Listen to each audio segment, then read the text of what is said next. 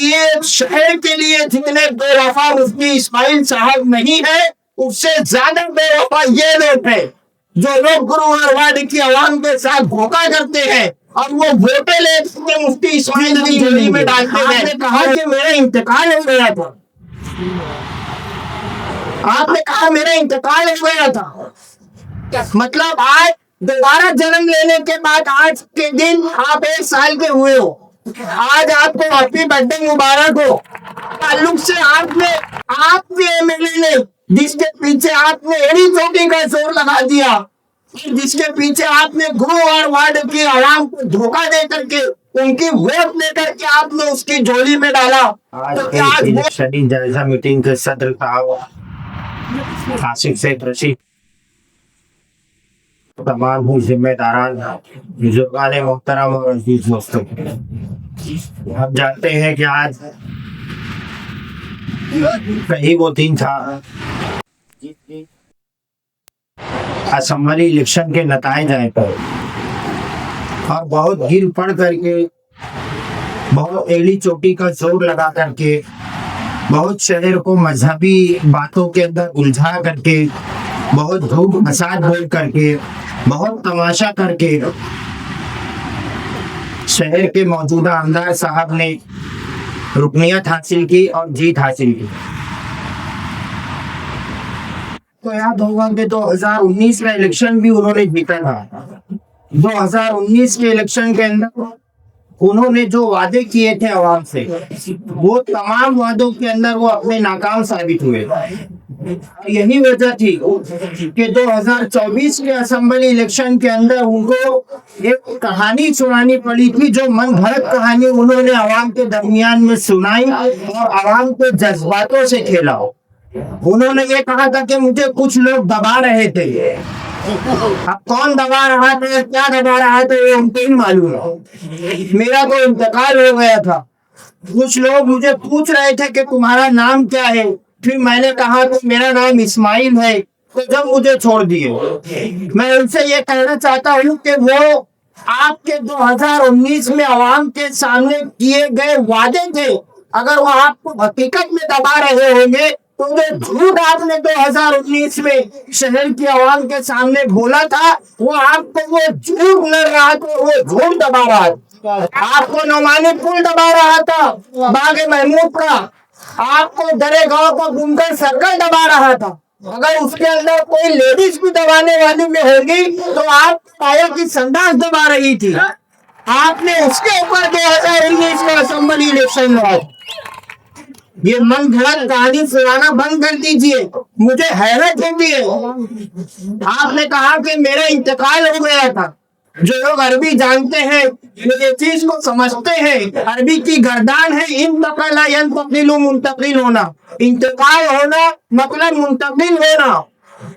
آدمی اس عالم سے اس عالم کی طرف منتقل ہو جاتا ہے، یہ دنیا سے وہ دنیا کی طرف منتقل ہوتا ہے۔ اور ہم جس شریعت کے ماننے والے ہیں، محمد صلی اللہ علیہ وسلم کی شریعت میں زندگی اور موت ایک مرتبہ ہے۔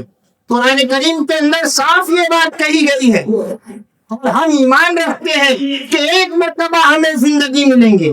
آپ نے کہا کہ میرا انتقال ہو گیا تھا،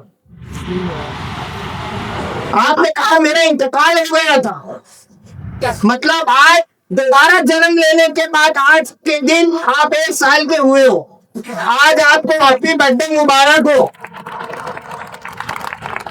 کس طریقے کی گفتگو آپ نے کی، پھر جب آپ نے 2019 کے الیکشن کے اندر جتنے وعدے کیے تھے اس میں سے کوئی وعدے جب آپ نے پورے نہیں کر پائے، 2024 کے الیکشن کے اندر آپ نے اچھائی اور برائی لایا۔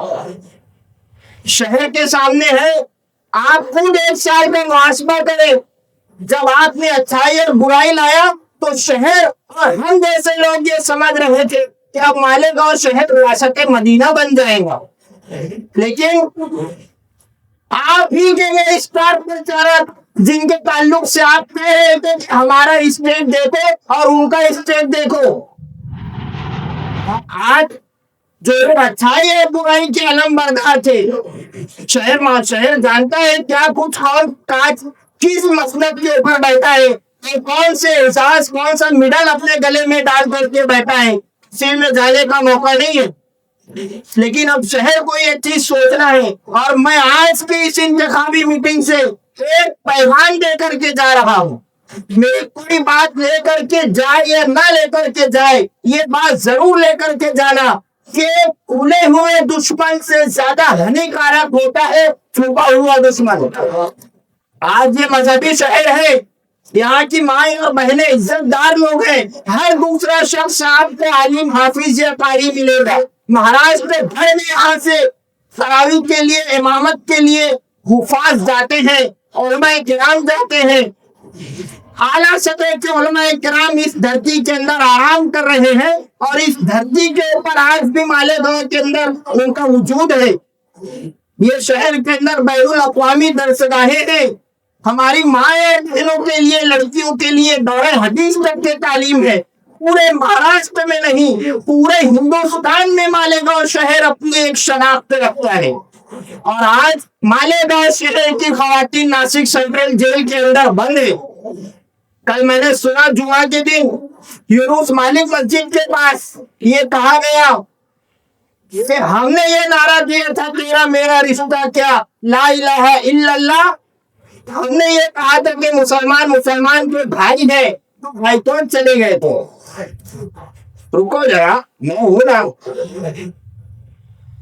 एक हदीस वहां पर बयान की गई कि अरे मुस्लिम अखुल मुस्लिम, मुसलमान मुसलमान का भाई है।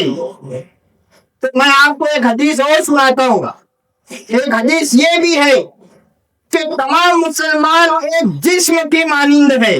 अगर जिस्म के किसी एक हिस्से तकलीफ पहुंचेगी तो पूरा जिस्म और तकलीफ को महसूस करेगा, पूरा जिस्म उससे मुतासिर होगा। आप ये कह रहे हो कि मुसलमान मुसलमान का भाई है, तो नासिक सेंट्रल जेल के अंदर जो लोग आज बंद है, क्या वो मुसलमान नहीं है? क्या आप उनको अपने भाई नहीं मानते? उनके ताल्लुक से आप अपनी आवाज अभी तक क्यों नहीं उठाई?